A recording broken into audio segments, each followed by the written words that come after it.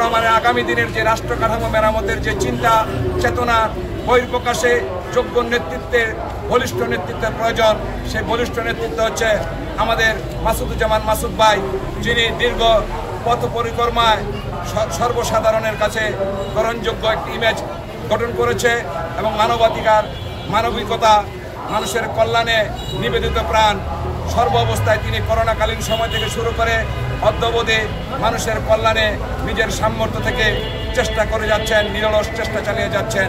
আমরা চাই নারায়ণগঞ্জের জনগণের যে ম্যান্ডেট, সেই ম্যান্ডেট মাসুদ ভাইয়ের পক্ষে থাকবে এবং জনগণের পক্ষ থেকে আমরা সর্ব সহযোগিতা আপনাদের কাছে আশা করি।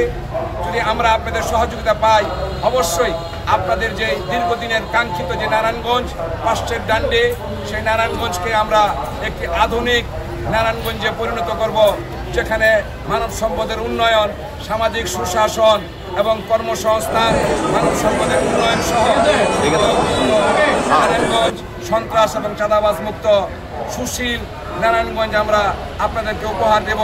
মাসুদ ভাইয়ের পক্ষ থেকে আমরা দৃঢ়